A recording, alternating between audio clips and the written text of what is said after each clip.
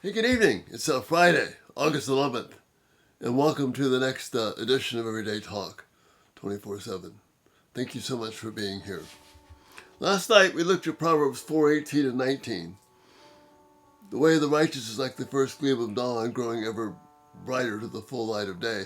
But the way of the wicked is like deep darkness. They don't know what makes them stumble. I'm going to explore a few areas in upcoming videos about what this way of darkness looks like so we can understand it and reach out and help bring some clarity. And the one I want to talk about tonight is sexuality. Why we stumble over sexuality as a culture. And you see the thumbnail tonight has these boulders along the way, along this path. And because we're blind, because our culture's blind, we've rejected God's truth, we keep stumbling. And we don't know why. We keep trying to fix it.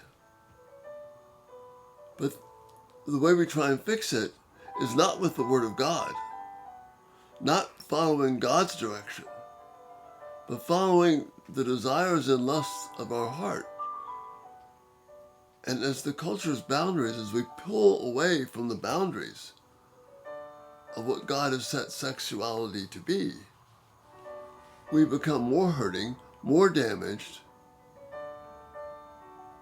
more flawed. And again, instead of turning back to God's way, we keep going our way as a culture. God designed sexual activity, relations, sexual intimacy, to be in the context of marriage. Not because he's trying to be cruel, but because this is how he designed it to work. Sexual union brings comfort, brings unity, it brings purpose. Those are all the things we see outlined for us in the first couple of chapters of Genesis. To accomplish these things, sexual desire is strong. But when we take it out of the context of marriage, that strength is still there. But now instead of producing good things, instead of bringing comfort, unity, and purpose, it does the exact opposite.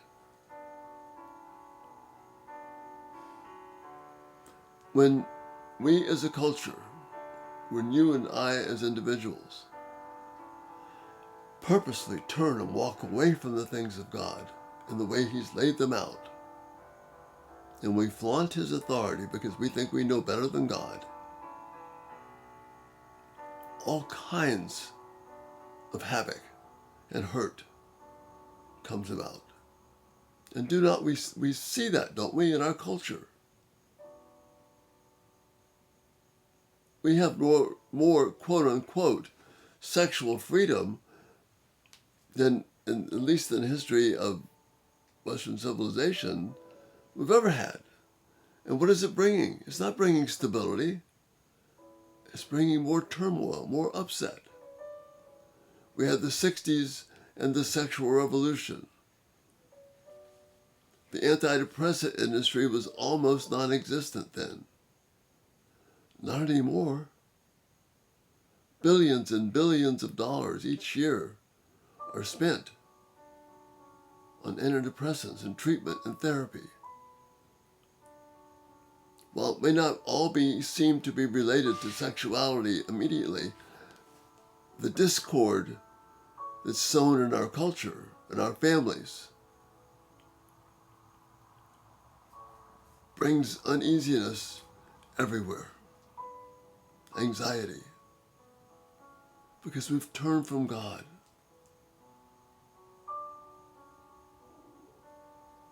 The very simple direction of God, this light that begins as the first gleam of dawn and shines ever brighter to the full light of day, is meant to be a picture, in part, of what happens in sexual intimacy and the right kind of sexual union in marriage.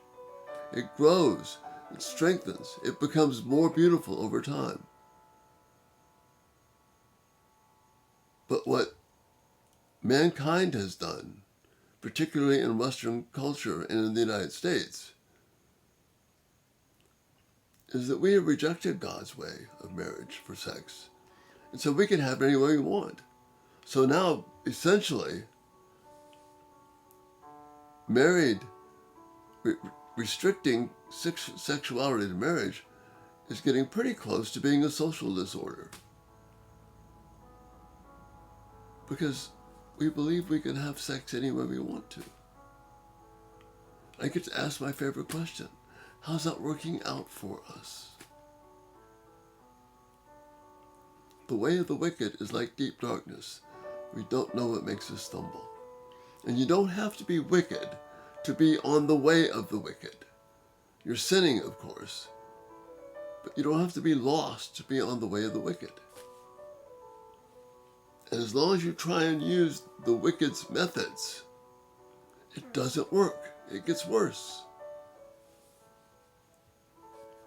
The young man in Proverbs 7, he wanted to solve his sexual problem, so he listened to a woman who was telling him, hey, it'll be all right.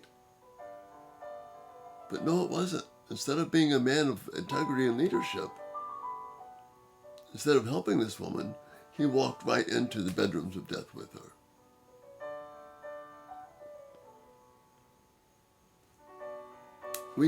I could say all kinds of things about how messed up our culture is sexually, but you don't need me to tell you that.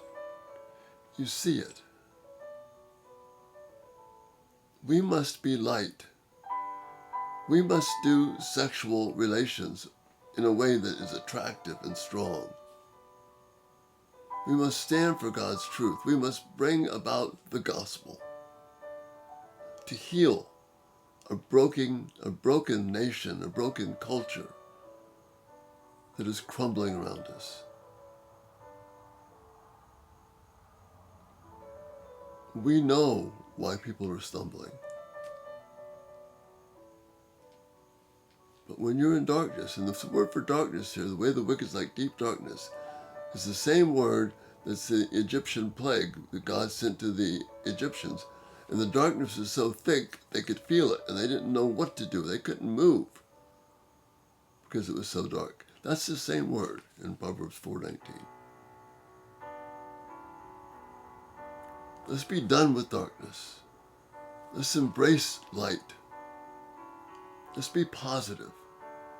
Let's call people to the beautiful way that God has designed it, so we can begin to see the full light of day rise again. Again, love your thoughts, your feedback. This is important. Let's not forget in all the ugliness that the way of the righteous is like the first gleam of dawn, shining ever brighter to the full light of day. And, Lord willing, we'll see you tomorrow. Good night.